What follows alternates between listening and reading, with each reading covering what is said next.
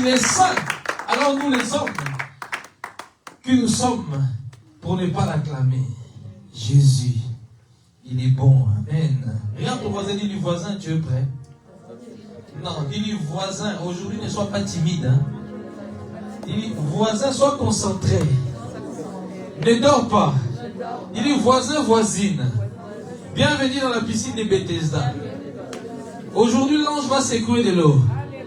Et quand tu vas mettre tout ton corps dans l'eau, il y a quelque chose de terrible qui va se passer aujourd'hui. Aujourd'hui, regarde ton voisin, aujourd'hui. Maintenant, chez nous, on dit l'élo. Hein? Maintenant, je ne sais pas en anglais. On a les néerlandais. Today. Hein? Dis today. Comment on dit? Van Dyke. Van Dyke. Aujourd'hui, c'est ton jour. Aujourd'hui, Dieu va te sortir de l'oppression spirituelle. Aujourd'hui, Dieu va te sortir de la sorcellerie familiale, va te placer dans la tour. Là où les hommes, ou là où les blocages étaient dans ta vie, parce que les apôtres, quand ils sont quelque part, ils sont pas seulement des planter, mais de briser les jours. Ils ont une notion, parce que Dieu a établi d'abord des apôtres, ainsi les prophètes. Et Dieu aujourd'hui nous fera du bien. Amen. L'homme que je veux vous présenter, moi j'aime bien honorer les pères. C'est mon papa. J'aime bien honorer les pères parce que j'ai appris à honorer les pères. Quand tu honores le père, il y a une grâce. Il y a des gens qui me demandent comment prophète, quelqu'un m'a dit comment tu peux prophétiser avec des détails, voir même quelque chose qui était dans le noir. J'ai dit mais j'ai appris à honorer les pères. Leur grâce tombe. C'est pas parce qu'on honore, parce que souvent les gens ils sont immatures, hein, certains chrétiens. On ne pas parce qu'on honore, on adore. Non, moi j'adore que Jésus-Christ.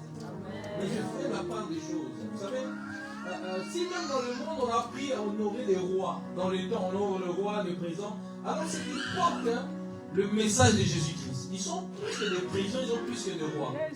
Dieu les a placés, c'est pour ça que quand vous lisez la Bible, hein, c'est Dieu placé des prophètes près des rois pour les guider.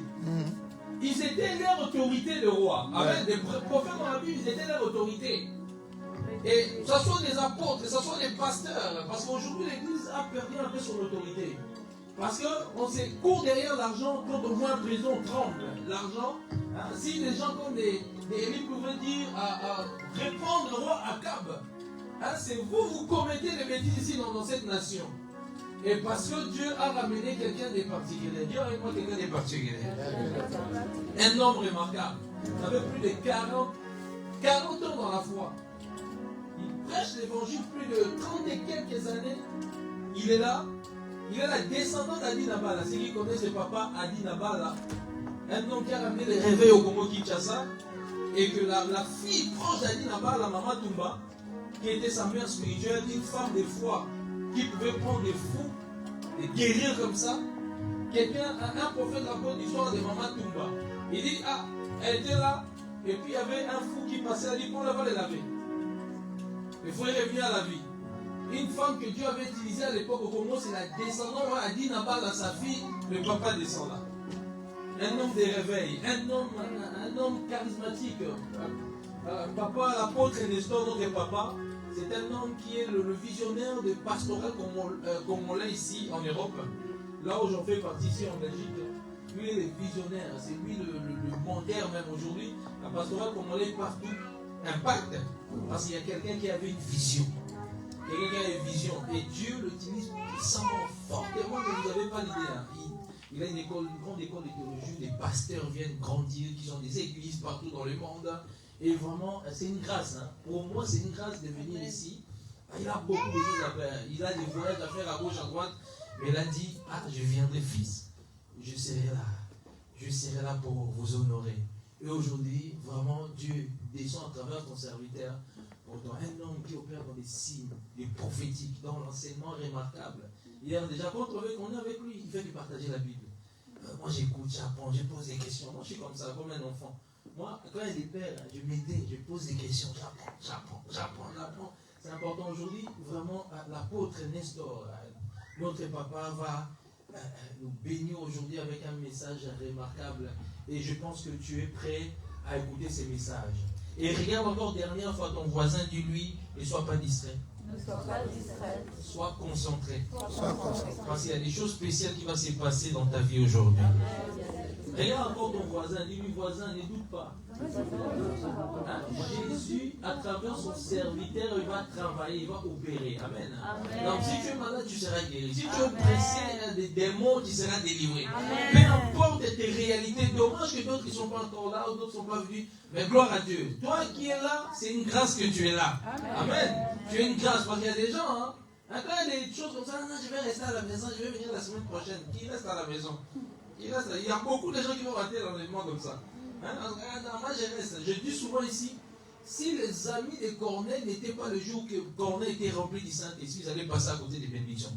Il suffisait juste qu'ils soient avec Corneille dans la même pièce. Corneille a été visité, on a été visité. Amen. Vraiment, sous vos acclamations, nous allons accueillir l'apôtre Nestor. On va acclamer Jésus pour la vie de l'apôtre Nestor.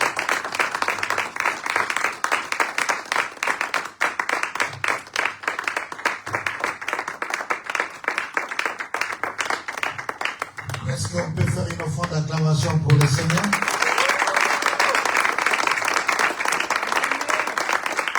Moi, je viens de l'Allemagne. Je suis maintenant en Belgique. En Allemagne, on dit, quand on veut saluer les gens, c'est comme un peu le néerlandais. Parce que l'allemand et le néerlandais, ce sont des langues germaniques. Ce sont des langues qu'on appelle des langues qui proviennent de beaucoup de langues qui n'ont pas d'origine. C'est pas comme le latin, ça vient le latin, c'est le portugais, c'est le français. Mais les langues germaniques sont compliquées, il y a les voyelles et les consonnes. Pour le prononcer, c'est un peu difficile. En allemand, je dis Guten Tag. Alléluia. Amen. Et que le Seigneur vous bénisse abondamment. Mettez-vous assis. Nous allons décortiquer la parole de Dieu. Je suis très fier d'être parmi vous. Et j'ai dit au prophète, je vais être là. Je me suis déplacé de l'Allemagne. Et hier, je venais de la France pour encore une mission. J'étais à Lyon pour une mission. Et de Lyon, je suis passé à Paris pour une autre mission. Je suis à Bruxelles, demain je passe pour l'Allemagne. Et on a beaucoup de chats à fouetter, mais nous avons dit, c'est dimanche, je vais être avec vous. Est-ce que vous êtes content de me voir? Amen. Je ne suis pas venu seul, je me suis fait accompagner de prophétesses, de servantes de Dieu qui sont en Belgique, qui ont dit non, papa, comme tu seras là, nous allons venir aussi soutenir le prophète. Amen. Et nous allons venir aussi te soutenir. Il y a la prophétesse Sylvie qui va s'élever, qui vient d'Alost. Nous acclamons le Seigneur pour sa présence. Il y a la prophétesse Cathy, elle vient aussi d'Alost. Elle s'élève et puis nous acclamons le Seigneur. Nous n'acclamons pas bien dans les jours. On se bat, c'est servante de Dieu. Et puis on choisit, il fallait faire les cultes ailleurs, dans d'autres églises, mais ils ont dit non, nous allons être là pour la gloire du Seigneur. Vraiment, nous sommes très ravis de vous avoir et que vous soyez à mes côtés. Et j'ai toujours témoigné, je suis le produit d'une femme. Et tout ce que je suis dans le spirituel, c'est une femme qui m'a impacté. Et je travaille avec les femmes et je crois au ministère de la femme. Je crois au ministère de la femme. Si je suis ce que je suis, c'est la femme qui m'a impacté. Et j'honore, je respecte beaucoup la femme parce que c'est l'instrument qui m'a permis de venir dans le monde spirituel et qui m'a permis de venir dans le monde physique. Est-ce qu'on peut acclamer pour toutes les femmes qui sont dans le monde? C'est le monde aussi de la femme. Hein? C'est pas jaloux des hommes. Ma maison spirituelle, pour que je devienne enfant de Dieu, c'est la femme qui m'a conduit à être enfant de Dieu, à naître spirituellement. Et pour que je vienne aussi dans le monde physique et biologique, c'est la femme aussi, par la femme que Dieu a permis par ma mère. Donc, j'ai double respect comme devant les femmes. Alors, le thème qui a été inscrit dans les affiches, c'est plus de 2 semaines. On va essayer un peu de décortiquer. Je ne crois pas avoir toute la connaissance, mais néanmoins, j'aimerais partager avec vous. Et puis, on pourra faire un service de prière pour les gens qui sont malades, pour les gens qui sont tourmentés, parce que cette nuit, pendant que je priais, je vis une nuée qui s'est arrêtée dans cet ensemble et qu'il y avait beaucoup de gens qui étaient guéris, qui étaient délivrés. Mais nous voulons d'abord entrer dans la parole et puis les autres choses, La Bible dit premièrement le royaume et les autres choses viendront. Paul prêchait le royaume. Il y avait des miracles extraordinaires. Extraordinaires. On touchait même son vêtement et les gens étaient guéris. Et Pierre prêchait la repentance, mais même son ombre commençait à guérir les malades. Nous sommes dans les temps des signes apostoliques et prophétiques. Et tout envoyé de Dieu marche avec des signes. Est-ce que quelqu'un croit à la parole de Dieu? Quelqu'un croit aux signes, aux miracles, aux prodiges? Nous sommes d'abord dans le thème qui nous a été donné dans les affiches pour respecter la pensée du visionnaire. C'est celui qui a donné le thème, la maturité spirituelle. Est-ce que tous on peut dire maturité spirituelle? Maturité spirituelle. Ah, je vous entends dire maturité spirituelle. Alors, dans les concepts théologiques ou encore évangéliques, quand on donne un thème, on doit d'abord donner la conception ou encore définir. Et tant qu'instructeur de la parole de Dieu, je ne peux pas commencer à parler de la maturité sans comprendre que ce que la maturité. Quand on parle de la maturité, quand on parle de la maturité, on veut parler de quoi? Et on dit bien maturité spirituelle. C'est bien le terme bien défini. Ce n'est pas maturité physique, ce n'est pas maturité intellectuelle, ce n'est pas maturité professionnelle, mais c'est la maturité spirituelle. C'est-à-dire quelque chose qui est lié à la chrétienté. Excusez-moi, je suis quelqu'un qui bouge en fait. Je ne reste pas sur place quand je prêche. C'est comme ça que ma mère m'a appris. Nous sommes des églises pentecôtistes. Des personnes qui bougent, qui ne sont pas foi. Monte au monde. Je sais pas si c'est difficile de rester statu quo sur place. C'est difficile de m'écouter. Et l'Esprit de Dieu, c'est un esprit qui s'émouffe en fait. Moi, je ne peux pas rester là pour regarder seulement les caméras. Alors, c'est pas le caméraman qui va bouger. Il peut dire Amen avec moi. Amen. Donc, j'aimerais d'abord donner les concepts maturité spirituelle. Est-ce que tout le monde peut dire maturité spirituelle? Maturité spirituelle. Oui, je ne parle pas. Maturité spirituelle. Maturité spirituelle. Alors, le respect du ministère du prophète qui a été inspiré pour donner ce terme, c'est pas moi qui a donné, c'est lui qui a donné. C'est-à-dire quelque part, Dieu lui a parlé. Et c'est le besoin aussi de cette église. C'est le besoin aussi de chacun de nous. Alors, et on parle de maturité spirituelle. C'est pas maturité intellectuelle, c'est pas maturité financière, c'est pas maturité biologique, mais c'est la maturité spirituelle. C'est-à-dire, c'est une maturité qui est liée à la chrétienté.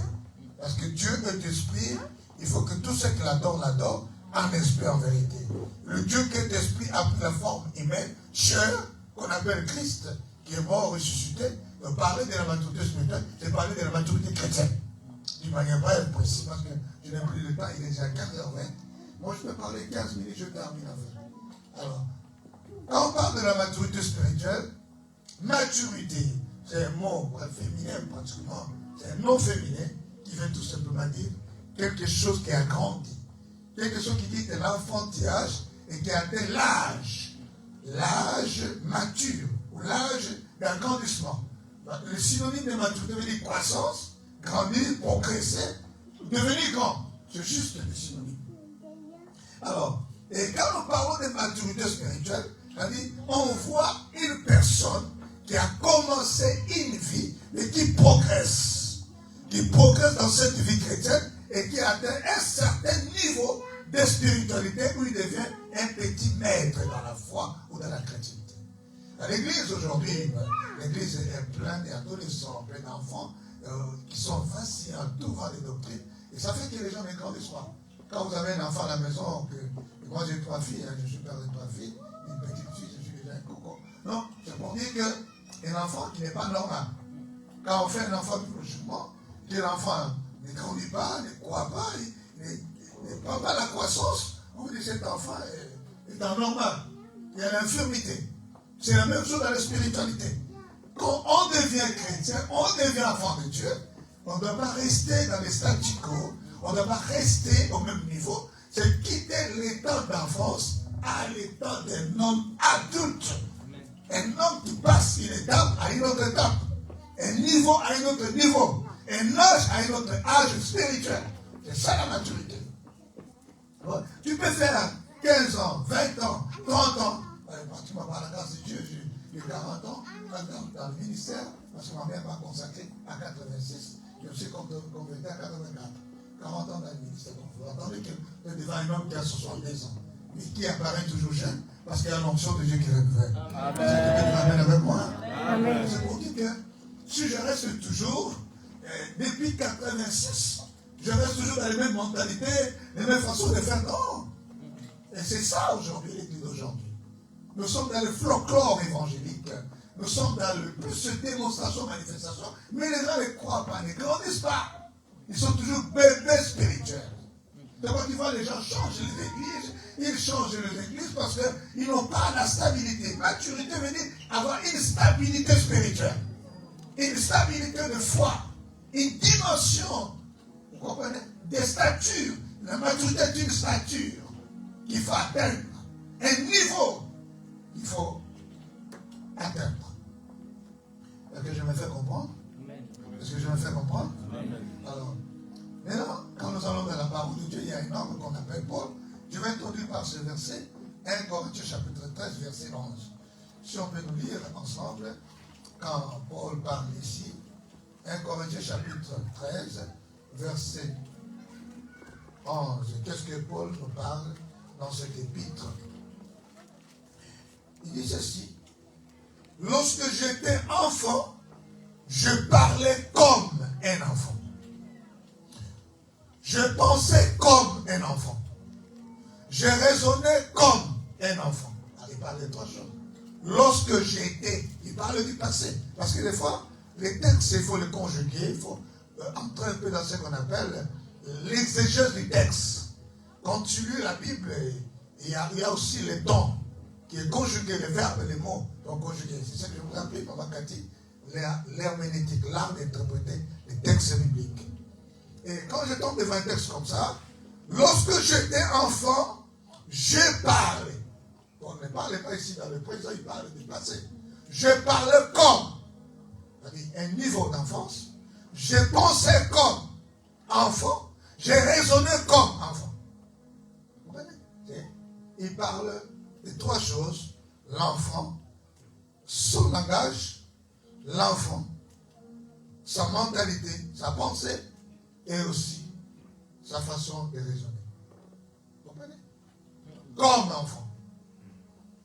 Alors, maintenant, les deuxième partie du texte, c'est dit ceci. Mais lorsque je suis devenu, c'est un processus. Lorsque je suis devenu, il est passé de l'étape de quoi? De l'enfance à devenir un processus.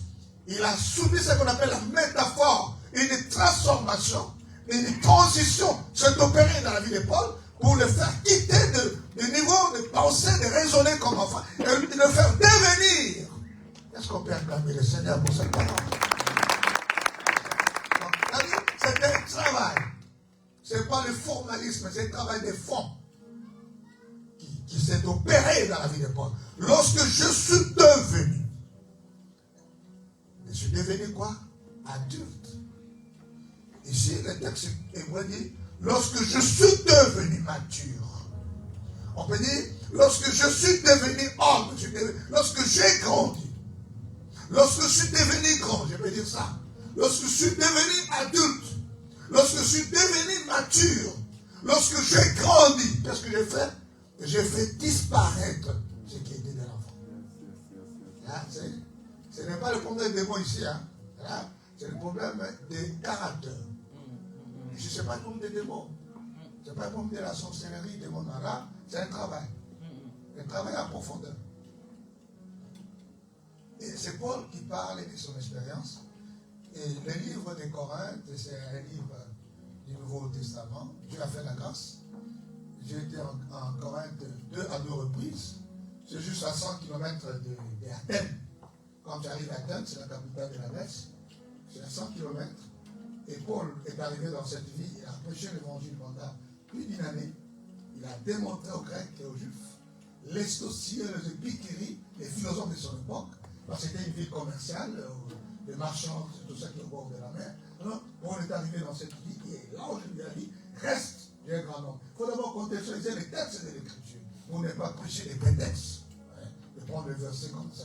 Donc Corinthe existe jusqu'aujourd'hui. C'est une ville qui existe en Grèce, à 100 km de la terre. Et tu peux trouver le supplément archéologique. Et l'église était temple Apollo. On peut te donner les traces de Paul. Et c'était une église florissante qui était au bord de la mer. Il y avait beaucoup de femmes marchandes, tout ça. Et c'est là que Paul a connu des problèmes sérieux au niveau des chrétientés ou les gens qui priaient, mais qui étaient des charnels en fait. Ils étaient des chrétiens sauvés, mais qui étaient qui marchaient encore dans la chair, qui vivaient dans la chair. Et qui n'avaient pas encore atteint la maturité. Parce que aujourd'hui, les gens sont dans les formalismes. Ils aiment l'onction, ils aiment la prophétie. Mais là, ils ne changent pas. Il est là 4 ans, 5 ans, aucun changement. Amen. Amen. Une transformation. J'appelle ça le folklore évangélique en fait. Moi, je n'ai pas besoin de ces choses. Je sais, Dieu guérit, bénit, délivre. Quand on a tel, Paul dit, lorsque j'étais enfant, j'ai raisonné comme enfant. Je peux dire, lorsque j'étais enfant, j'ai prié comme enfant. Lorsque j'étais enfant, j'ai venu à l'église comme un enfant. Vous savez, un enfant, c'est comme ça, en fait, il faut le bousculer. Il faut lui donner le biberon, il faut le faire porter de couche, pour tout ça, là. C'est un enfant. Il te conduit dans d'abord le biberon qu'on a donné du lait. La mentalité d'un enfant, il a encore quelqu'un qui est irresponsable. Quoi qu'il fait à l'église, quoi qu'il est là. Alors, Corinthe, je suis arrivé dans cette ville, c'était en 2019. Je suis reparti encore en 2020 pour visiter la ville parce que, en tant qu'apôtre, je dois partir du doigt le fondement apostolique. Là, dernièrement, je viens du chiffre. J'étais à Paphos, là où Paul était avec Barnabas. Ils ont guéri Elimas, le magicien. Et c'est juste au bord de la mer Méditerranée. À Paphos, il y a une prison, il y a la tombe de Lazare. Donc, quand tu vas, tu racontes les scientifiques et tu prends avec les contextes spirituels, tu deviens un homme équilibré. Et tu prêcheras la parole dans la profondeur. Donnez-moi la main, je vais avancer. Corinthe était réputé une vie de prostitution. Il y avait l'immoralité qu'on ne trouve même pas chez le païen. Un enfant va prendre même la forme de son père dans l'église. Vous comprenez?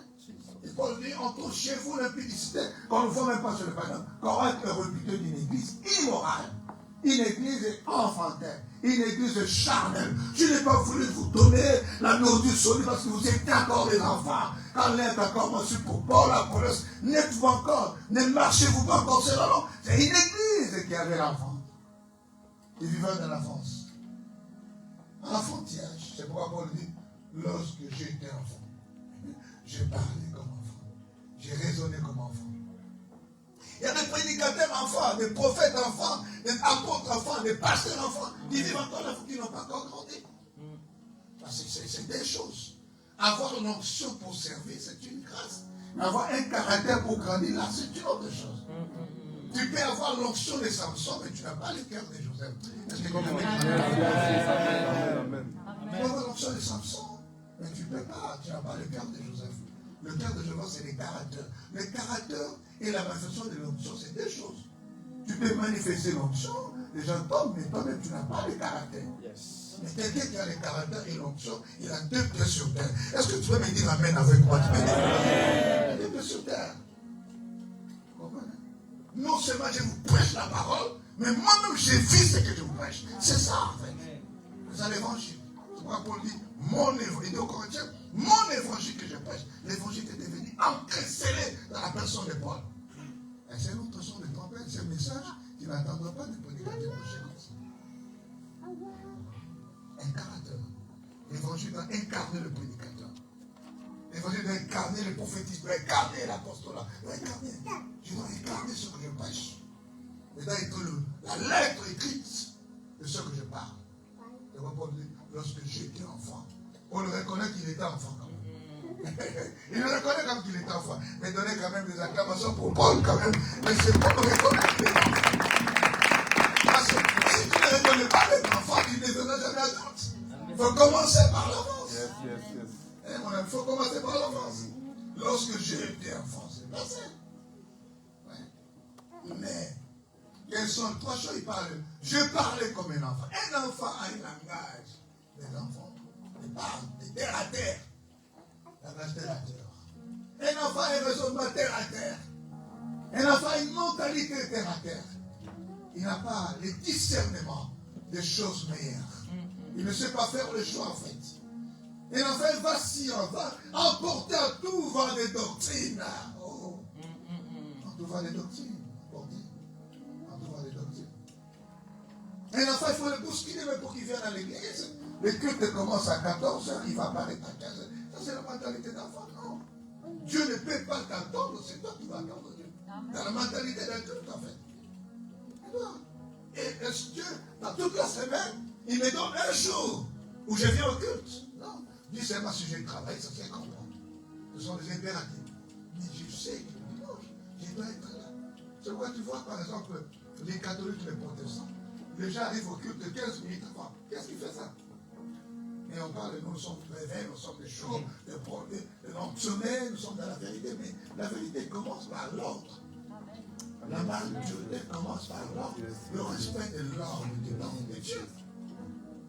Si tu ne sais pas, le monde, les petites choses, je le respectais, mais les grandes choses, tu ne les feras pas. Moi, chez moi, c'est moi qui commence l'église, c'est moi qui ouvre la porte à Dieu. Et c'est moi qui ferme mon deuil avec mon épouse.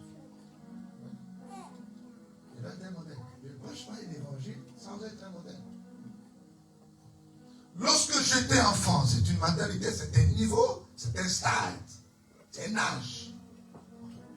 Mais lorsque je suis devenu, aujourd'hui je suis venu vous dire, nous devons quitter l'état d'enfance et entrer dans l'état d'adulte. Alléluia. Je suis venu te faire décoller de quelque part pour t'amener quelque part. Allez, reçois la grâce pour que tu grandisses et développes en toi. Et Paul dit, je fais disparaître. Et ce n'est pas quelqu'un qui fait disparaître, c'est lui-même. C'est un travail personnel. Je fais disparaître ce qui est de l'enfance et je suis devenu adulte. Vous savez, un adulte a une autre mentalité. Ce passage, qu'est-ce que nous voulons décrire par là? Qu'est-ce que Paul voulait dire? Paul a fait d'abord un constant, on peut appeler ça l'examen de conscience.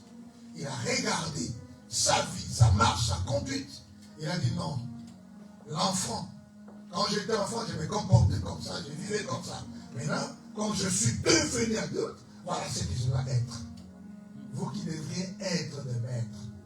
Nous avons encore besoin d'être au l'heure, de donner du lait, il ne faut pas manger la nourriture solide. Bon, des fois, je laisse l'évangile par terre parce que pour que nous puissions prendre les miels, on a besoin des ongles. Et pour que nous ayons des ongles, pour déchirer les lions, parce que pour que Samson donne les lions, les miels, il fallait qu'il déchire.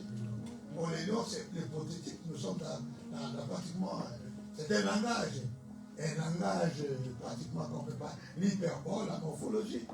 C'est un langage codé en fait. Et qu'il devait déchirer les lions qui étaient Christ et prendre le miel qui est la nourriture des adultes pour les donner au peuple. Aujourd'hui, nous sommes vraiment à cette époque-là de donner la parole véritable qui va transformer les gens et les amener à la croissance. Donc, l'âge de la maturité, c'est la croissance. Et quand un arbre qu'on a planté ne croit pas, on va dire, non, c'est pas normal. Quand un enfant qui est né, il ne grandit pas, on va dire, c'est pas normal.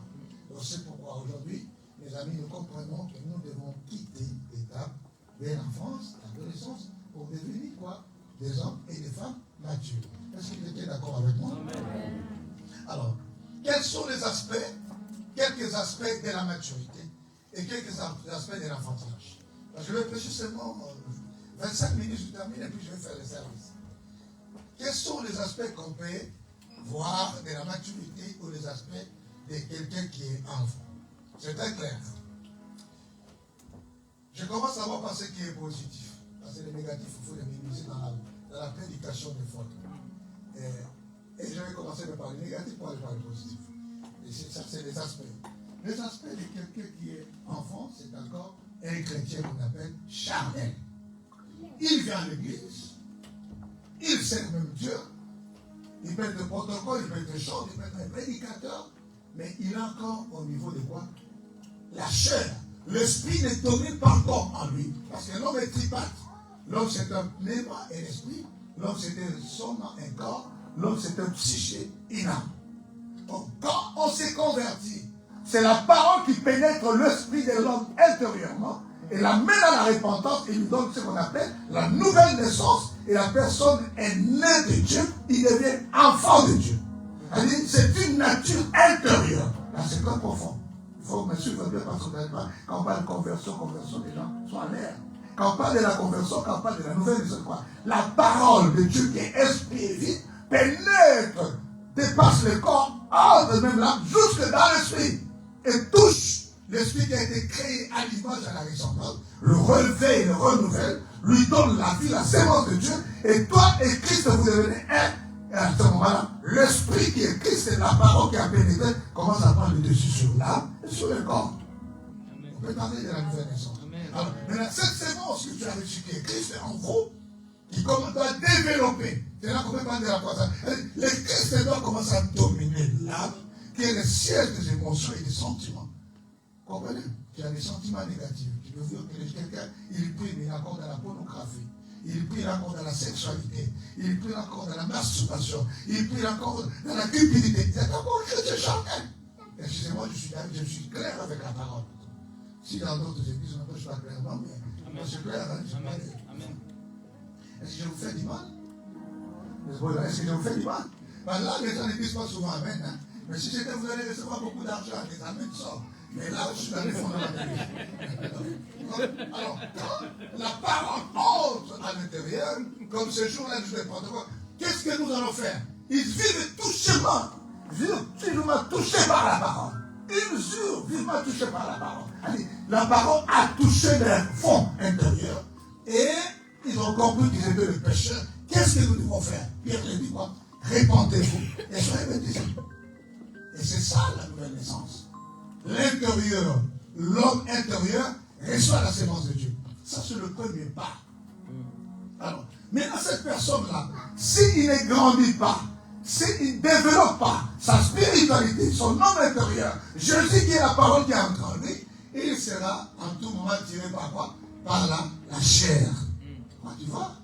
Il est encore à l'église, mais il prend encore un peu de l'alcool, de la bière. Il est à l'église, mais il écoute encore Fanny Boba. Il est encore à l'église, mais il écoute encore Michael Jackson. Il est à l'église, mais il va encore dans le disco. Le samedi, il est encore dans les fêtes. Il est là, il oublie même son identité en fait. Amen. Mais il est chrétien, c'est pas qu'il est païen.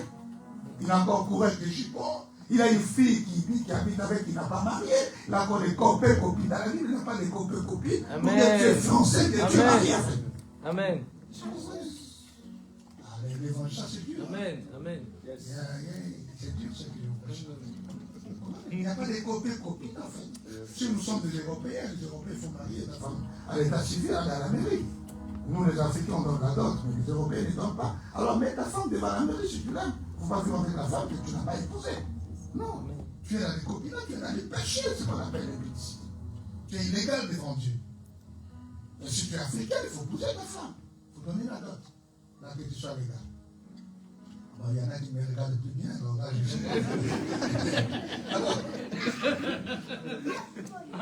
je sais. Il faut commencer maintenant à laisser le Christ qui est en train doit dominer maintenant l'âme. Parce que l'âme a des émotions et des sentiments. Et c'est des émotions et des sentiments. En psychologie, avant, on définissait l'étude, c'est-à-dire la psychologie était l'étude de l'âme. Ça, c'était une définition antérieure, mais une définition scientifique qui maintenant, elle dit que la psychologie est l'étude du comportement. À partir du comportement des actes de quelqu'un, on peut dire il est bon ou bien il est mauvais. Alors, maintenant, quand quelqu'un a reçu Jésus, il faut que Jésus grandisse. C'est Jésus qui domine l'âme et domine le corps. C'est ça que Paul dit. Je vais faire le bien, mais je fais le mal que je ne veux pas. Romains 7, Paul a constaté que pour qu'il grandisse, il y a un obstacle, la chair et les émotions. Et l'âme l'empêche de servir. Il veut faire le bien. Oh, je ne vais plus boire, mais je vais du bois encore. Je vais me fâcher, je vais me fâcher encore. Je vais pardonner, mais tu n'arrives pas à pardonner. Alors, qu'est-ce qu'il faut faire? Il faut que je pousse développer l'homme intérieur. Donc, la croissance spirituelle, la maturité commence par quoi? L'agrandissement de l'homme, quoi? Intérieur. C'est l'intérieur qui va influencer quoi? L'extérieur. Amen. Parce que l'homme extérieur est attiré vers les bas. La chair ici ne se souvient pas à la parole de Dieu. Il y a des désirs contraires à ceux de l'esprit, selon Galates. Alors maintenant, quand l'homme intérieur grandit, il a le pouvoir. Je vais faire le bien, je fais le bien. Moi, mon corps là, je ne vais plus aller me prostituer. Moi, mon corps là, je ne vais plus faire boire l'alcool. Moi, mon corps, je ne peux pas encore faire de mauvaises choses. Je ne peux plus encore regarder la pornographie, la masturbation. J'arrête ça. Le pouvoir qui est en toi te donne la capacité de surmonter les désirs de la chair. Là, c'est une étape. Tu commences à devenir adulte. Tu commences à devenir grand. C'est un travail personnel. C'est pas ça. Là, c'est pas comme les démons, en fait. Là, c'est pas comme les sorciers. Là, c'est un problème personnel. Toi, t'as dit. Et Paul dit, lorsque j'étais, je suis béni. Et pour devenir, il y a un processus. Il y a un travail à faire. Alors, maintenant, quand on passe cette étape, nous avons l'étape des chrétiens qui sont encore enfants et qui sont là, qui prient, qui ont été baptisés, qui parlent la langue, même qui prophétisent, mais qui sont encore charnels. Ce n'est pas que vous êtes de bail, non, non. Est-ce qu'on peut dire Amen? Amen. Est-ce que je peux avancer? Amen. Est-ce que je peux avancer? Amen. Alors, maintenant, quand on est encore à ce stade-là, qu'est-ce qu'on va faire? Il faut maintenant travailler. C'est-à-dire quoi? Au travers des enseignements, au travers de la parole de Dieu, au travers des jeûnes et prières, moi j'ai découvert des jupons. Je suis garçon des bandades. Pour les gens qui connaissent comment Kinshasa. Je suis garçon des bandades. J'ai étudié à l'université de Kinshasa. Donc j'ai découvert des jupons. J'avais Mathilde, j'avais Chantal, j'avais Catherine, Pauline. Vous comprenez comment c'est ça. Mais tout ça, et je vivais aussi l'alcool en fait. Et je prenais le primus à cette époque-là, on appelait Kindolo en fait. Vous comprenez? J'allais au primus comme ça, et je vivais. Je croyais que j'étais la vie. J'étais fanatique du Papa Wemba en fait. Je portais le pantalon au gars ou des gilets ça. Je croyais faire la vie en fait. Je croyais être un jeune premier. Je croyais faire rejeter de la mort. Mais quand l'évangile a croisé ma vie, m'a façonné, et toutes ces choses, je les ai laissées. Est-ce que tu parles pas de je les ai abandonnées. Et c'est ça. Si tu n'as pas un témoignage sur ce que tu étais et sur ce que tu es devenu, alors tu es suspect, hein, mon ami. Tu es encore suspect. C'est-à-dire que tu n'es pas encore dans la chose. Tu faisais de l'assemblée, mais tu n'es pas encore. Tu faisais de l'assemblée, mais tu n'es pas encore. Il faut avoir un témoignage de ce que tu étais et ce que tu es devenu. Il faut faire. On appelle ça l'expérimentation du vrai Christ. Christ, il faut l'expérimenter. C'est pas il faut l'attendre parler. C'est pas seulement il faut les dire je connais. Non, là, c'est pas la raison. C'est l'expérimentation. Tu es ou tu n'es pas. Tu l'es ou tu n'es pas. Il n'y a pas une proposition, une supposition. Non. Mon ami, tu es chrétien ou tu ne l'es pas. Tu as le Christ ou tu n'as pas le Christ. Tu es convaincu ou tu n'es pas. Il n'y a pas une position intermédiaire. Non. Vous parlez du gars là? Merci beaucoup. Alors, maintenant, qu'est-ce qui va se passer avec Paul? Il devait faire quoi? Travailler pour son salut. Travailler pour faire quoi? Faire tomber l'homme adamique. Et la mentalité d'un enfant, c'est quoi? Il se conduit encore selon l'âme. Il est attiré encore par les désirs de la chair, des choses du monde. Il est encore attiré par les choses de la terre. Ça, c'est les enfants. Petit problème, il abandonne l'église. Il abandonne l'église. On ne va pas les regarder, on ne va pas bien saluer. On a eu la prophétie. Ça, c'est l'identité des enfants, en fait. Il veut toujours arrêter à l'église. C'est un enfant, il réclame beaucoup. Hein? Il parle beaucoup. Il n'est pas résistant. Il n'est pas résistant, c'est le contraire des enfants. Pour l'église, c'est quand il y a encore des enfants, en fait. Tu as un grand travail à faire. Un grand travail. Moi, je te dis, j'avais perdu les Allemands. J'avais 19 ans, je vous ai perdu. Pourquoi? Et on est d'accord. Enfant, on a ministre. Parce que ça fait 22 ans que je suis en Europe. Alors, les Allemands, quand tu prêches, ça dépasse déjà 15 minutes. Et après, ils se lèvent, ils partent. Hein. Voilà. Et ils viennent avant, et ils partent toujours avant. Parce que tu as dit, c'est de 14h à 16h. Oh, il est 16h15. 15 minutes de patience, je dois partir. J'ai notre rendez-vous. On disait, c'est les démons. Non, c'était pas les démons en fait. C'était quoi? La maturité. Un homme mature, c'est un homme responsable. Quand il te dit A, il va rester A. C'est 14h, c'est 14h, 16h, c'est 16h. Amen. Ça fait partie de la maturité.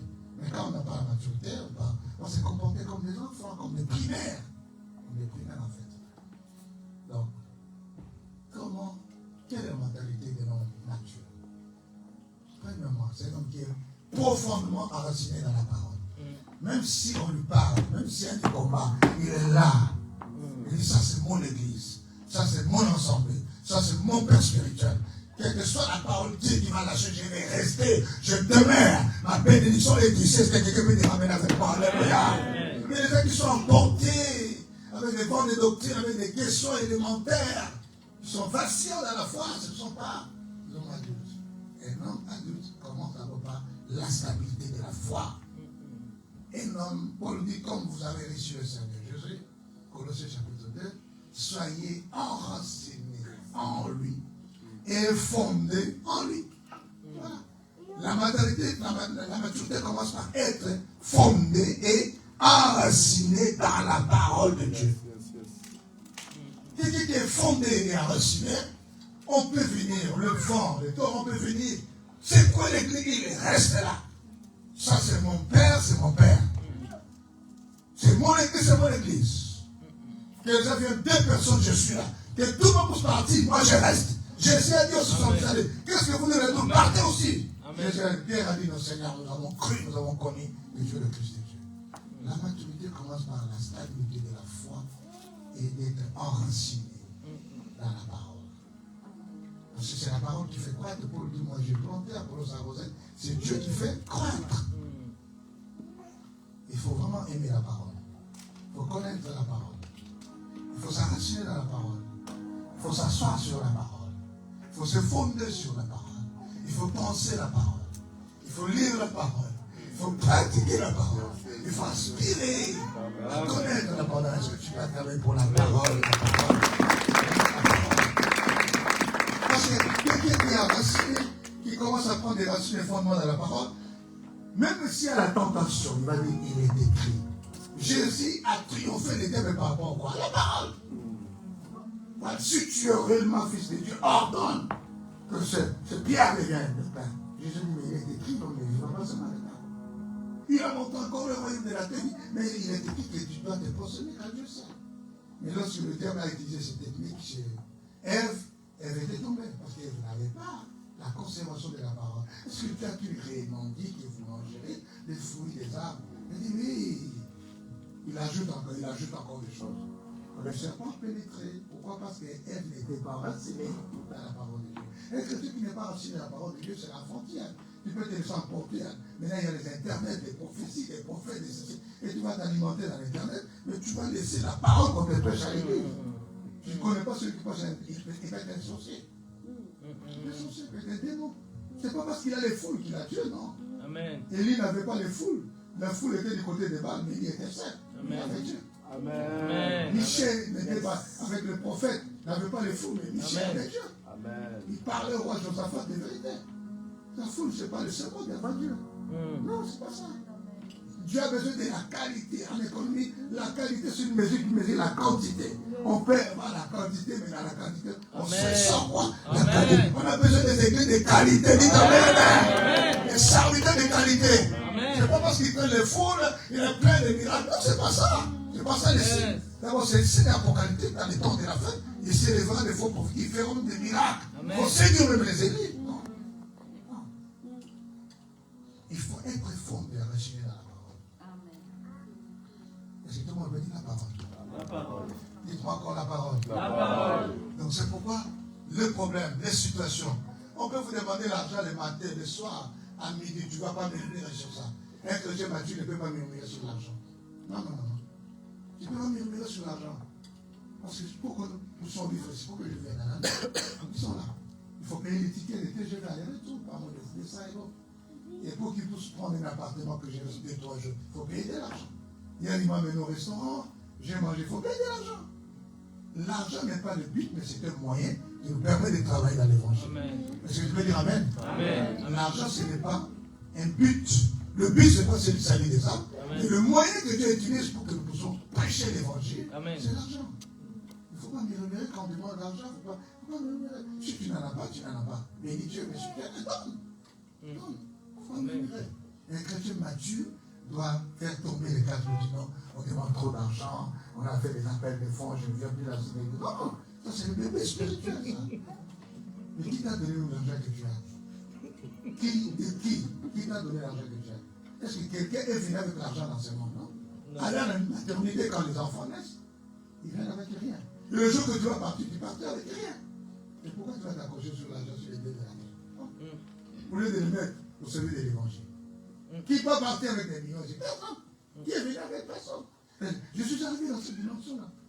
Voilà le niveau que moi, l'apôtre, votre serviteur, je raison. Sur l'argent. Je ne suis pas venu avec l'argent, je partirai aussi sans l'argent. Alors pourquoi je vais m'accrocher? L'argent, les maisons. C'est la seule chose qui vous passer. Tu les as trouvés sur la terre et tu partiras, tu laisseras ça. Et pourquoi ne pas les mettre au service de Dieu? Amen. Parce que ce Dieu, j'aurai des récompenses dans le ciel. Est-ce que tu te ramènes avec moi? Quand tu parles, quand tu donnes pour Dieu, il y aura des récompenses dans le ciel. Amen. Parce qu'on sera sauvé, il y aura des couronnes. Il y en a qui vont être sauvés, mais sans couronne. Mais nous, on aura des couronnes. Amen. Si tu n'as pas donné, et toi, Seigneur, dispose mon cœur. Quand j'aurai pour chez moi, je vais faire quoi? Je vais donner. Ne murmurez pas, n'abandonnez pas, ne critiquez pas, ne vous découragez pas. Il n'y a pas quelqu'un qui va venir par force et il faut donner. Non, non. C'est un acte volontaire. C'est quelqu'un qui n'a pas la maturité, il est blessé, il laisse l'église. Je crois après ce que je vous enseigne. Amen. Si vraiment tu restes encore à l'air, c'est-à-dire que tu n'as pas compris pourquoi tu es là. Est-ce que quelqu'un peut me donner la main? Amen. Donc, quelqu'un aussi qui est en train de grandir dans la maturité, c'est quelqu'un qui sait comment être un canal de bénédiction pour les autres. Vous comprenez ce qu'on dit? C'est quelqu'un qui a la capacité non seulement de vivre la parole, mais de communiquer la parole à d'autres. Un homme, une femme mature, c'est quelqu'un qui peut engendrer les autres. Ce n'est pas seulement le rôle du pasteur, ce n'est pas seulement le rôle du prophète. Il est capable de quoi? De prêcher d'autres personnes et les amener à l'église. Amen. Pour lui, ce que tu as reçu de moi, communique à des hommes capables qui sont de les transmettre à d'autres personnes. A donne à B, B donne à C, et C donne à D, et l'église te donne la croissance. Mais tu es là, 3 ans, 4 ans, tu ne gagnes plus là. Tu n'amènes aucune personne. Tu es plein de la parole en son, toutes les tonnes, les millions de prophéties que le prophète a prophétisé, tu gardes ça. Mais qu'est-ce qu'il doit te faire? Et une personne qui aspire à la maturité, c'est quelqu'un qui a un niveau d'engendrer les autres par l'évangélisation. Amen. Donne-moi un amen avec moi. Amen.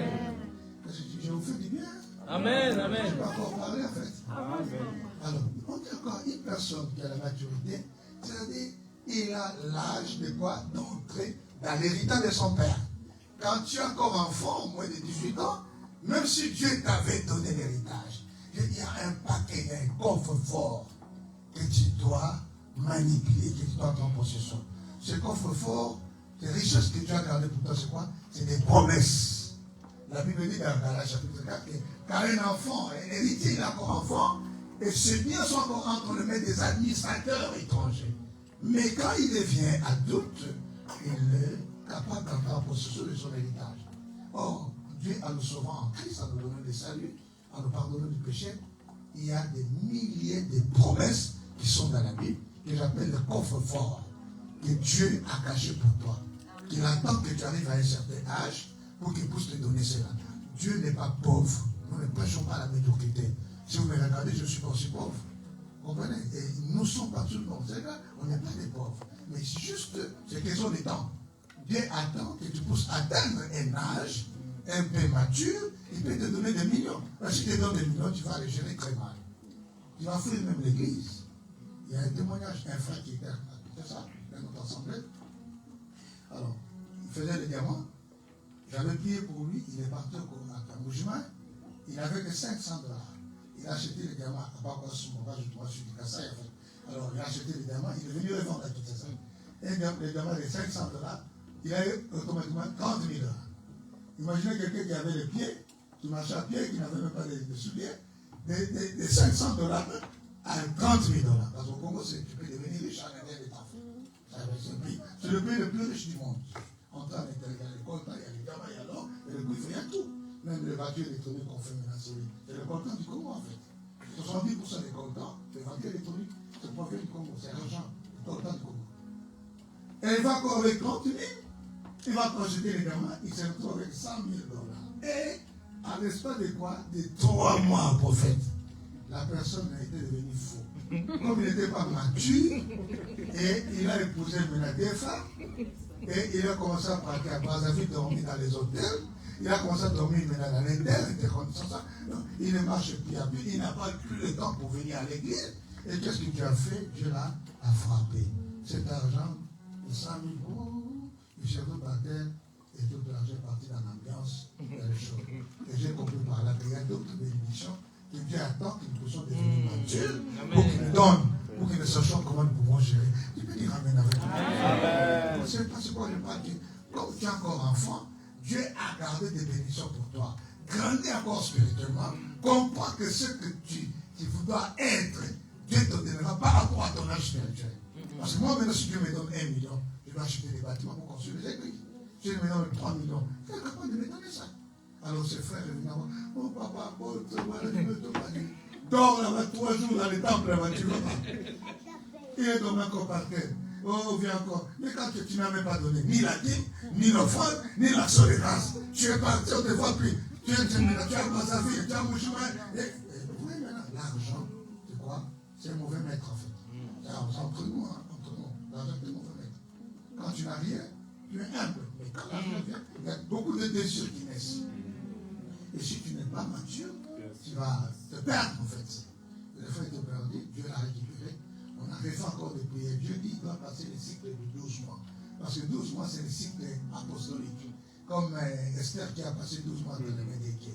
Parce que nous, on manipule la Bible dans les chiffres et dans les lettres. Pourquoi c'est pas 12 mois? Une année, l'année à 12 mois. Au 12, ça donne aussi les chiffres apostoliques. 12 apôtres. 12 mois, ça donne les chiffres de restauration. Et lui va remettre le pierre à l'autel. Le 12 mois, ça donne les 12 portiques de Nouvelle Jérusalem. Et nous serons enlevés dans la nouvelle chair. Le 12 mois nous donne les 12 paniers qui étaient épargnés. Parce qu'il fallait chiffre 12. Après la multiplication, 12 paniers sont restés. 12, c'est les réserves de Dieu. Est-ce que je veux dire Amen avec moi? C'est 12 enfants aussi de Jacob. Tu peux acclamer le Seigneur, c'est une révélation. Dieu est obsédé. Il est passé une année dans la permanence, dans la prière.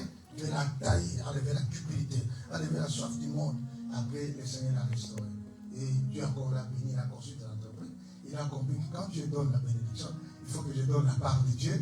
Il faut que je mette cet argent pour le service de Dieu. Donc, je dis, il y a beaucoup de promesses, les mariages, les enfants, l'argent, les travaux, la richesse. Si Dieu trouve que dans ce que tu demandes, il y a sa part, Dieu va le faire. Dis-moi Amen au nom de Jésus-Christ. Tu vas entrer dans l'héritage de tes promesses.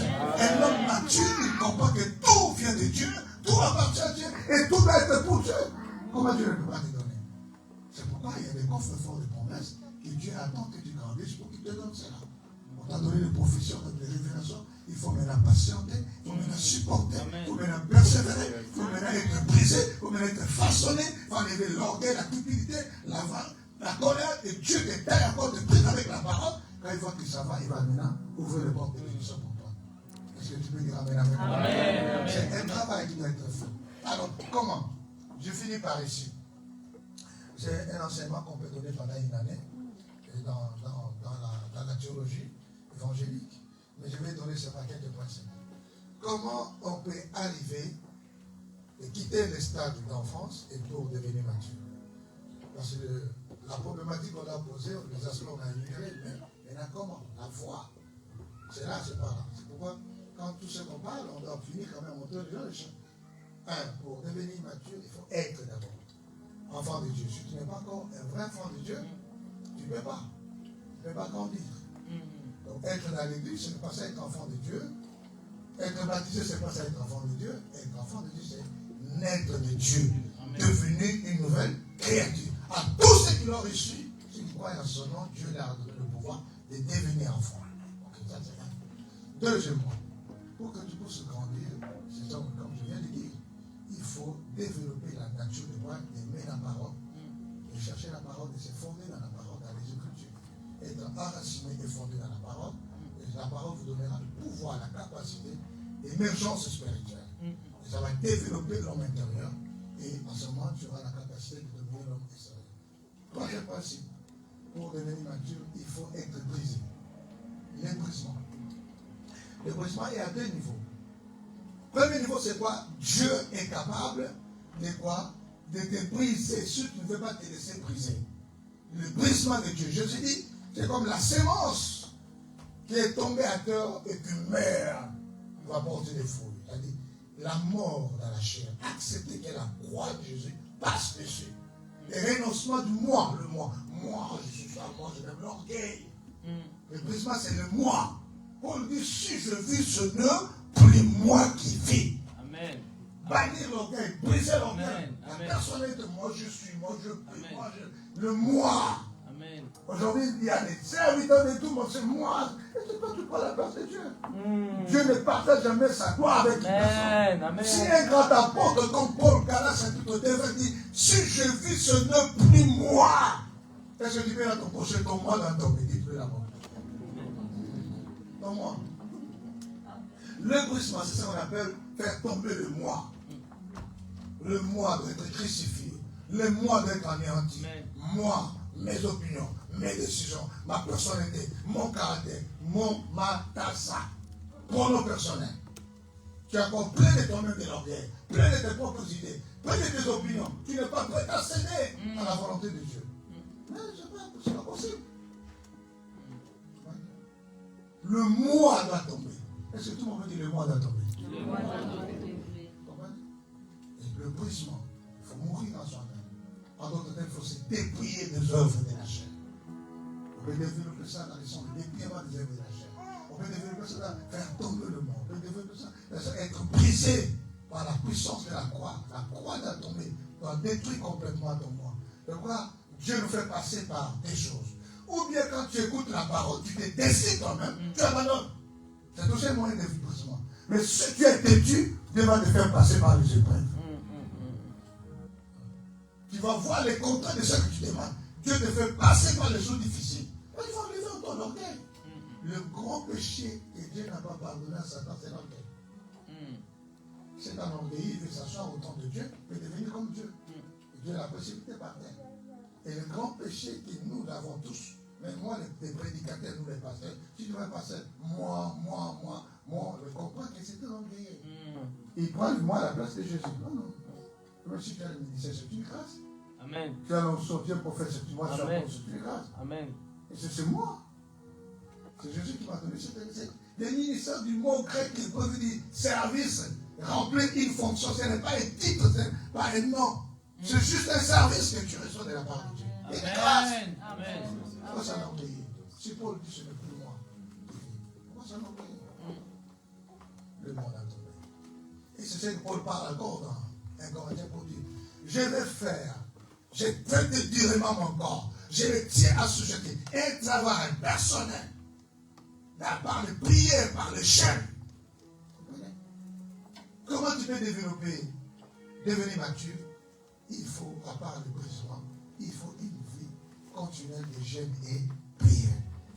Moi, je te dis la vérité, il y a 5 jours de la semaine prophète, je mangeais, et 7 jours de la semaine, je mangeais seulement 4 jours et 3 jours. La soif de l'alcool était partie. J'entre dans les jeunes, les je sens que j'ai dit. À sec, je dis Seigneur, ça va partir. La soif des capes, ma matinée de Chantal est partie. La soif de l'orgueil, de musique de papa est partie. Je me suis discipliné. Amen. L'autodélivrance, j'ai cherché moi-même. Je suis en train d'aller chez les prières. Et le Seigneur m'a délivré de cela. Je peux voir une belle femme, ça c'est une créature de Dieu. Amen. Mais ma femme est la plus belle de toutes les femmes. Amen. Je ne peux pas voir une autre femme qui dépasse ma femme. Mais si tu es encore avec les yeux pleins d'adultère, tu n'es pas encore délivré, tu vas laisser ta femme pour commencer à voir dehors. C'est ça le problème. Pourquoi? Parce que tu n'es pas encore délivré. Tu n'es pas encore brisé. Tu n'es pas encore transformé. Tu es encore plein de convoitises. Tu n'es pas encore satisfait. L'insatisfaction est dans ce monde, en fait. C'est pourquoi tu vas chercher ailleurs et tu tomberas dans le péché. Mais là, vous ne me donnez pas les amens. Amen. Pour grandir, il faut maintenant faire quoi, comme j'ai dit, les chaînes et quoi? De prière. Hein? J'ai dit quoi? Il faut être enfant de Dieu. J'ai dit quoi? Qu'est-ce que j'ai dit? Deuxièmement? Ah, voilà. Voilà, il faut être enraciné la parole. Laissez la parole pénétrer dans votre vie. La recevoir dans la parole, la connaissance de la parole, étudier la parole, obéir à la parole. Ça donne la croissance, la maturité spirituelle. Et 3, j'ai dit, au brisement, les caractères. Les caractères, la manière de penser, la manière de vivre. Le moi doit tomber. L'orgueil. Moi, c'est voir quelque chose dessus des autres. Tu connais plus que les autres, tu es beau plus que les autres. C'est ça l'orgueil, ça doit tomber. Dieu résiste aux orgueils, il fait la grâce aux humbles. Et en fin de compte, il faut travailler personnellement par les chaînes et la prière. Parce que c'est lui qui délivre, qui chose, qui donne la maturité, c'est Jésus. Tant que tu ne cherches pas par les chaînes et la prière, tu ne sauras pas grandir spirituellement. Est-ce que quelqu'un peut me donner la main? Amen. Moi, je n'entends pas la main, mais je peux acclamer le Seigneur. Quelqu'un peut acclamer le Seigneur. Amen.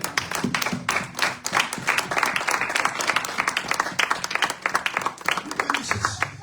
Paul prêchait la parole de Dieu. Mais il y avait les gens qui étaient malades et qui venaient avec le mouchoir, qui touchaient la tunique de Paul et qui partaient pour mettre les malades à la maison et ils étaient tous guéris. Pierre, acte 5, prêchait la parole et on a amené les gens qui étaient touchés, malades et l'ombre de Pierre guérissait les malades. Pour dire que l'évangile que nous prêchons n'est pas seulement l'évangile, une leçon de morale, mais l'évangile est une démonstration. Amen. Non seulement qu'on a prêché la façon que Dieu ne peut pas faire, non. J'aimerais te dire, te rassurer, le temps des miracles n'est pas passé. Il est un Dieu qui guérit, qui donne la croissance totale sur le plan spirituel, matériel, physique, matériel et financier. Donne-moi une amène avec les gens. J'aimerais te donner la foi pour le service. C'est pour te dire, tu es venu aujourd'hui et tu es là, tu as un problème, tu es malade. Nous prêchons un Jésus authentique. Un Dieu de tic au tac, un Dieu de tout à coup. Amen. Un Dieu de tic au tac, un Dieu de tout à coup. Tu crois, tu reçois ton miracle. Tu crois, tu reçois ta délivrance. Parce qu'il a dit dans sa parole, voici le miracle. On n'a pas le combien. Voici le miracle qui fera quoi? Qui accompagnera. Donc le miracle est un accompagnement de ceux qui croient. Qui croient en quoi? En qui? À la parole de Dieu. Est-ce que tu crois à la parole ce soir? Qui croit à la parole? Ma fille, si tu crois à la parole, tu reçois ton miracle au nom de Jésus. Si tu crois à la parole, le chaîne tombe au nom de Jésus. Si tu crois à la parole, le lien tombe au nom de Jésus. Là où Jésus est prêché, il y a la manifestation de Dieu. Nous prêchons un Jésus qui n'est pas resté à la tombe. Premier jour, il était gardé dans la tombe pour les Écritures.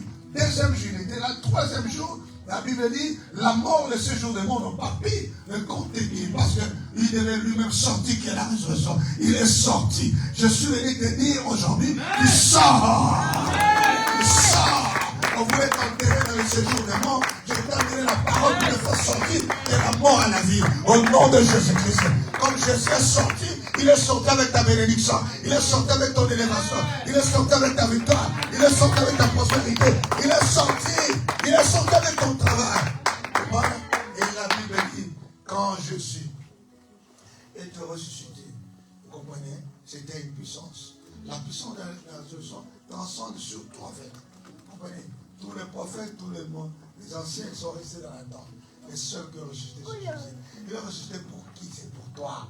Pour que tu aies la victoire sur les sorciers, la victoire sur les démons, la victoire sur tous les combats spirituels, la victoire sur toutes les forces du mal. Parce que Jésus, il est tellement au-dessus de toutes choses.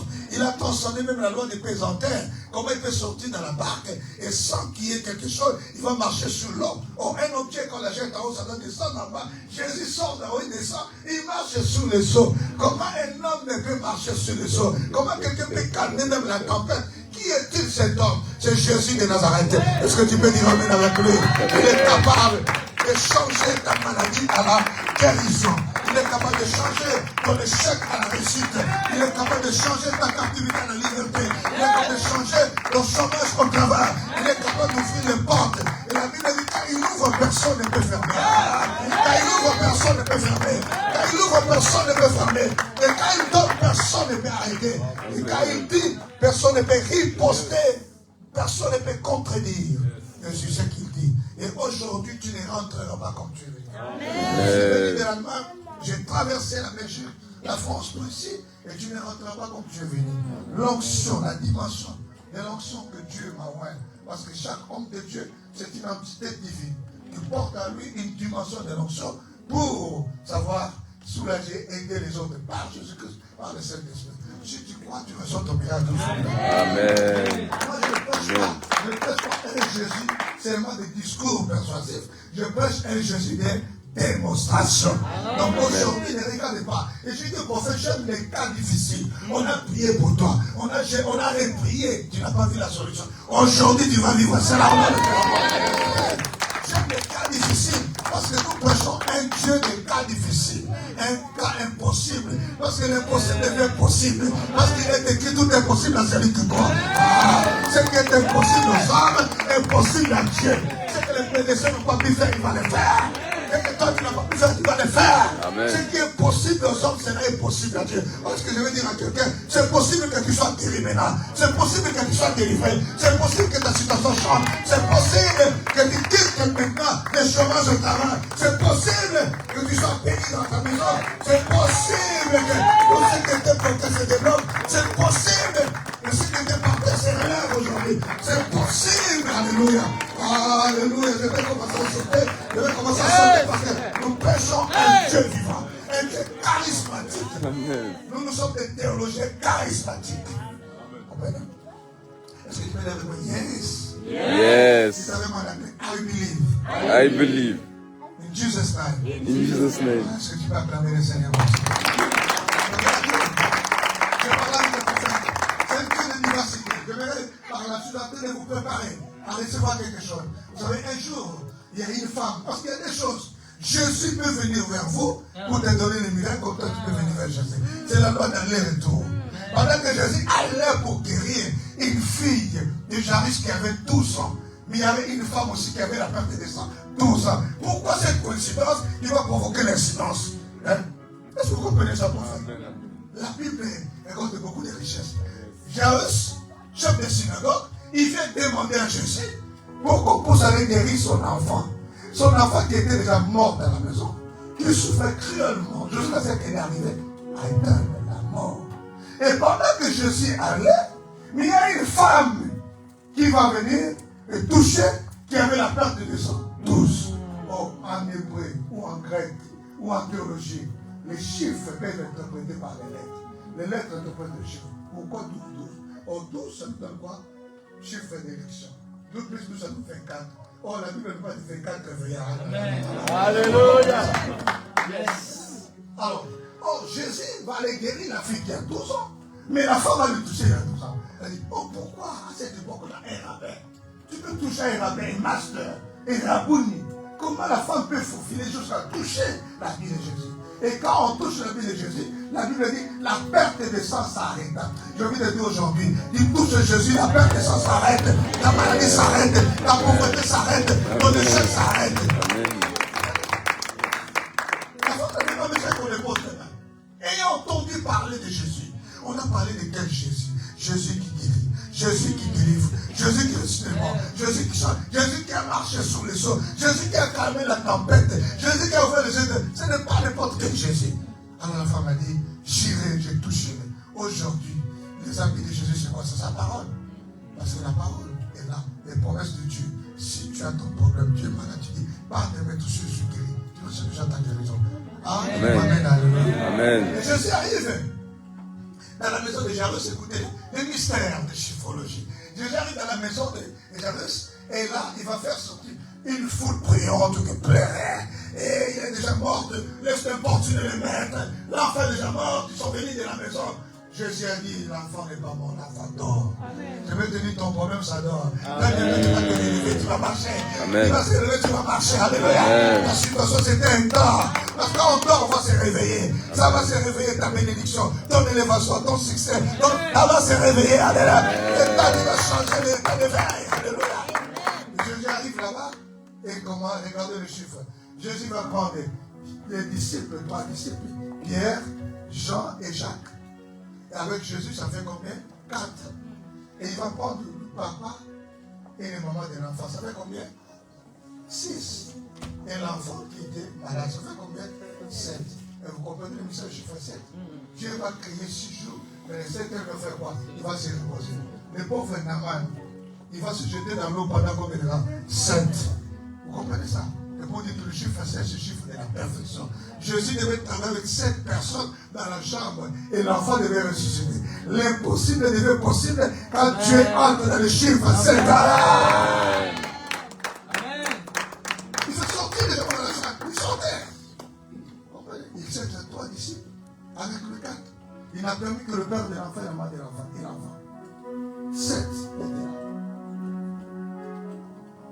Que Dieu vous bénisse à votre âme. J'ai beaucoup de choses à dire, mais je vais dire parce qu'il est temps de passer. Je vais prier avec vous. Est-ce que quelqu'un croit aujourd'hui de recevoir un miracle dans sa vie? Nous allons mettre debout par la grâce de Dieu. Je vous en prie, chers frères et sœurs. Dites-moi un miracle, nous allons entrer dans le service. J'aimerais que tu te disposes seulement. J'aimerais que tu te disposes. J'aimerais seulement de ta disposition du cœur. Et Dieu va déclencher, a déjà déclenché une onction particulière. Est-ce qu'on peut fermer les yeux? Il peut lever le main. Je t'en prie de lever le main simplement devant la présence du Seigneur. Il peut commencer à bénir Dieu pour nous dire Seigneur merci parce que je vais grandir. Il va nous dire oh Seigneur merci parce que je vais voir mon miracle. Est-ce que tu peux lever la voix pour commencer à dire à Dieu? Commence à prier. Priez au nom de Jésus. Priez au nom de Jésus-Christ. Alléluia. Seigneur, je veux que tu me donnes la grâce de grandir spirituellement. J'aimerais Seigneur que tu me visites particulièrement. Oh, que je trouve la solution à mon problème. J'aimerais te vivre. J'aimerais que chacun lève la voix prier. Est-ce que tu peux prier là? S'il fallait qu'on élève la voix de prier à haute voix. Prier à haute voix.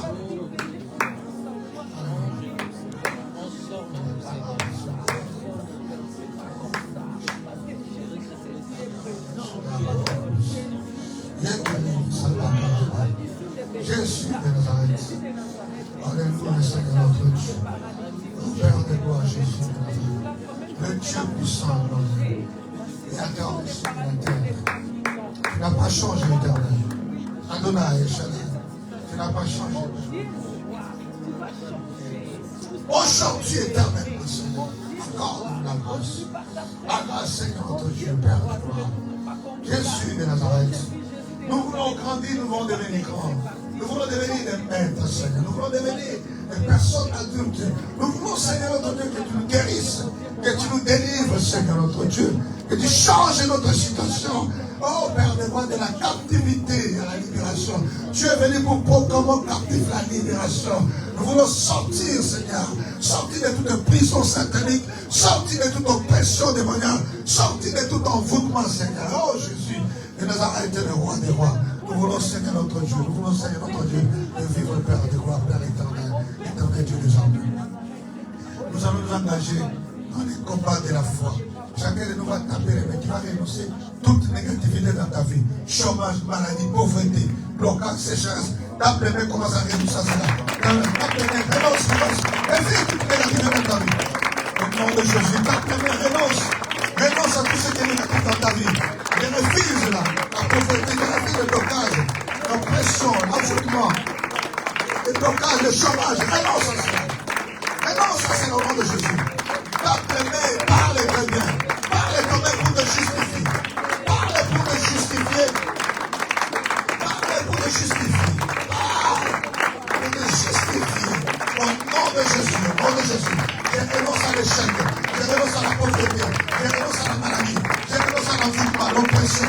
Marie de Dieu, femme bénie. Renonce à cela, toutes ces choses. Au nom de l'imitation. Renonce à cela. Au nom de Jésus. Dieu t'a créé pour aimer, pour dominer, pour vivre et pour avancer, pour grandir, pour devenir responsable. Mais offre les promesses qu'il a gardées pour toi. Tu vas être en possession de cela. Oh Seigneur notre Dieu, au nom de Jésus. Renonce à cela. Renonce à tout ce qui t'entame, tout ce qui te tourmente cet après-midi. Jésus est là au rendez-vous. Il est là pour guérir, il est là pour délivrer, il est là pour changer ta situation. Il est là pour te libérer. Il est là pour faire de grandes choses. Jésus de Nazareth, alléluia. Tu vas taper le main avec moi. Il a dit je sors. Pendant que je prie, je vois certaines personnes qu'on a limitées, comme on les a séquestrées dans une prison. Je vois les chaînes des liens qui tombent. Tu vas faire les métiers. Je sors de la pauvreté, je sors du blocage, je sors des prisons sataniques. Déclare ta sortie. Jésus, je suis venu pour que vous soyez libres, afin de proclamer la libération captive. Alors commence à sortir, dis je sors. Vous venez taper même, déclare au nom de Jésus. Je sors de la pauvreté, je sors des liens, je sors de nos familles, je sors de tout héritage. Aucune puisse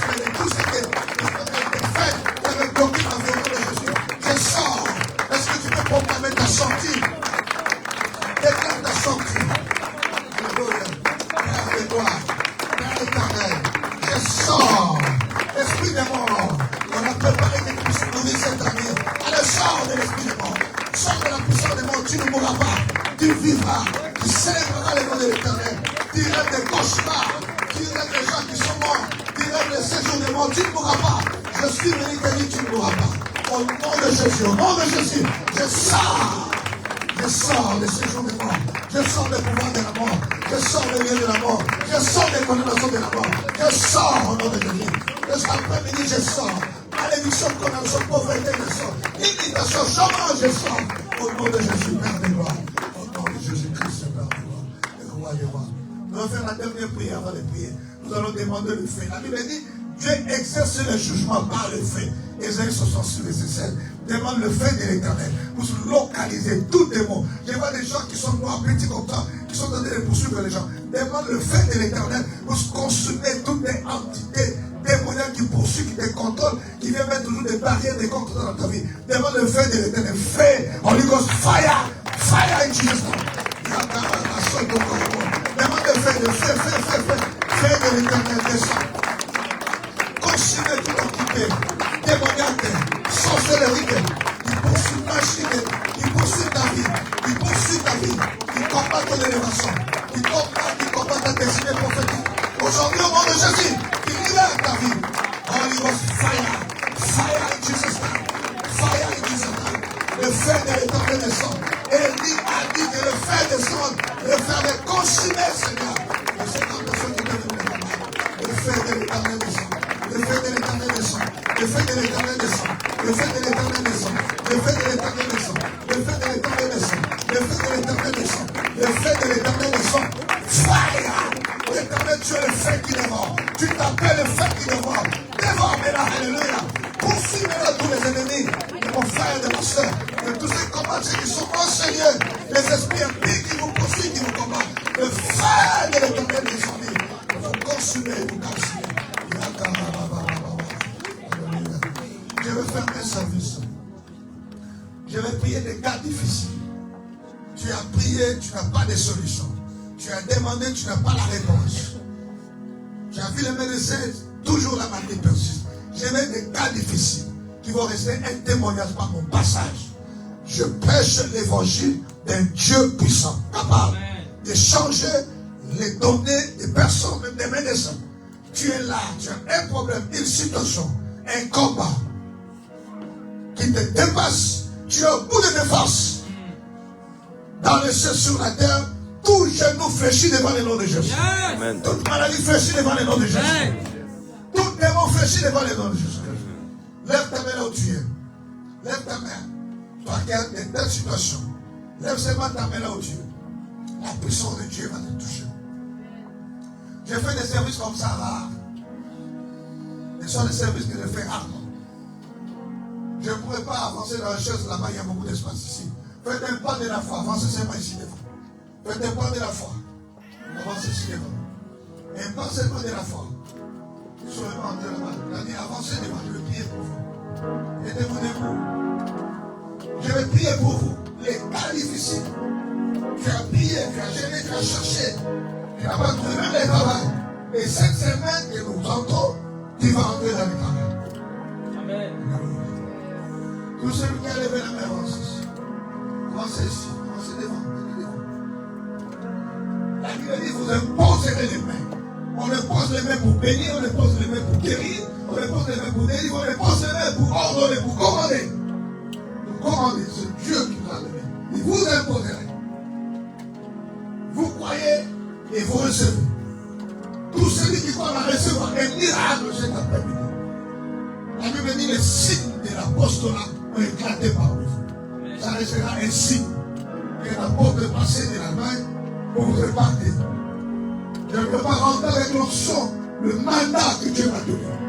De diriger l'Europe, de diriger l'Allemagne, de diriger les serviteurs de Dieu. Avancez-vous. Laissez de l'espace ici. Venez, madame. Je vous en prie. Avec tous les respects que je vous dois en tant qu'église, approchez-vous. Vous êtes au cher pour Jésus. Vous appartenez à un Dieu puissant. Vous n'avez pas le droit d'échouer, de rester avec des problèmes. Donnez-nous les chants. Chacun de nous, Jésus demandait, qu'est-ce que tu veux qu'il te fasse? Parle de ce que tu veux qu'il te fasse. Dis à Dieu ce que tu veux que Dieu fasse pour toi. Dis à Jésus, Tu m'as dit que je recouvre la vie. Parle. Qu'est-ce que tu as comme problème? Dis à Dieu. Je passerai pour vous toucher. La puissance de mes Dieu va te partir. Et tu rentreras avec un témoignage. La semaine qui commence, c'est la semaine des témoignages. Le chant. Quand tu commences à prier, tu commences à parler à Dieu. Moi, je passerai pour te toucher seulement. Ma mère va te toucher. Lève la main, commence à prier. La puissance de Dieu.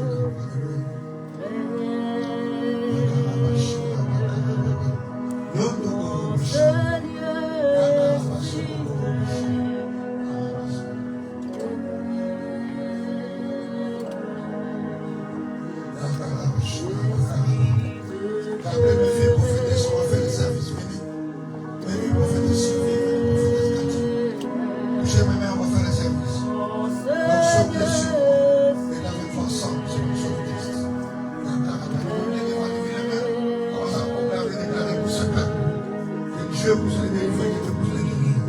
Alléluia. On va faire le service avec moi ensemble. Il y a une forte lumière, je vois une lumière. Je vois une forte lumière. Une forte lumière qui apparaît ici.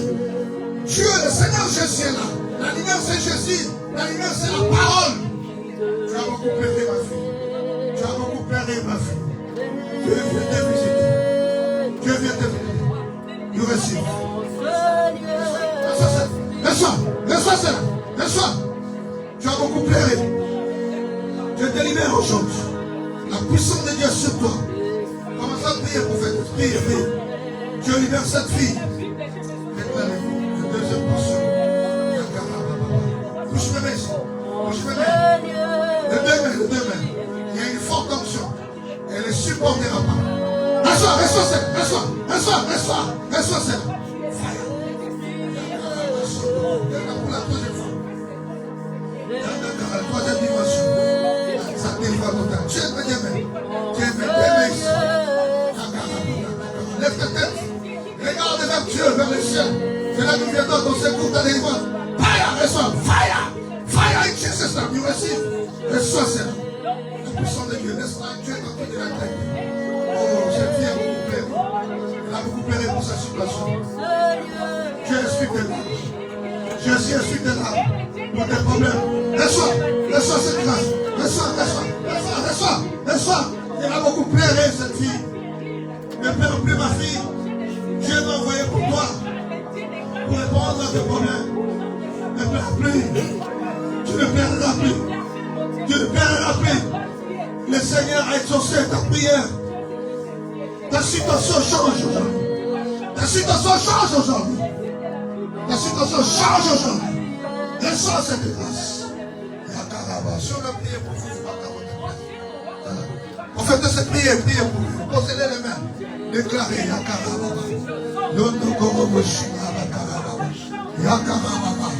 a une forte onction. Reçois cette grâce. Power in Jesus' name. Le Seigneur te libère. Laissez-le là-bas, le Seigneur les traite. Le Saint-Esprit continue à faire son travail. Laissez-le. Reçois cette grâce. Dieu te libère. Il change ta situation. Il te libère. Au nom de Jésus-Christ. La puissance de Dieu sur vous. Brise toutes les chaînes de liens. Et tu reçois la solution à ton problème. Ta vie change. Un témoignage reste sur ta vie. Le signe de la porte éclate dans cette église ce soir. Reçois cette grâce. Au nom de Jésus-Christ. Tu peux rentrer à ta place. Mon frère, pendant que je parlais, j'ai vu une flèche qui venait vers toi. Dieu t'a amené ici pour une solution. Il a un programme avec toi. Reçois cette grâce. Dieu te visite. Il te libère. Et change ta situation. Power in Jesus' name. You receive in Jesus' name. Te libère de tout. Il te propulse de haut. Tu reçois. Au nom de Jésus-Christ. Ma fille, je vois un esprit de tout nous connaît. Il y a des fortes mal qui faisaient que tu tournes sur place. Mais là, aujourd'hui, tu ne vas plus tourner sur place. Et si les femmes sont que tu ne peux pas avancer, ferme les yeux. La puissance de Dieu te touche et te libère. Reçois cette grâce. Reçois cela. Au nom de Jésus, je proclame ta libération. Brise le chaîne de blocage. Les esprits de limitation qui bloquaient ta vie, que tu tombes sur place, que tu ne puisses pas avancer. Allez, sors, sors, sors, sors, sors, libère cette fille, libère, au nom de Jésus. Allez, sors. Je vois les gens qui font des incantations. Allez, ils font des incantations. Toutes les incantations qu'on fait. Regardez-moi ici. Toutes les incantations que faites pour cette fille, elle a été rachetée par le sang de Jésus. Elle a été rachetée par le sang de Jésus. Sors.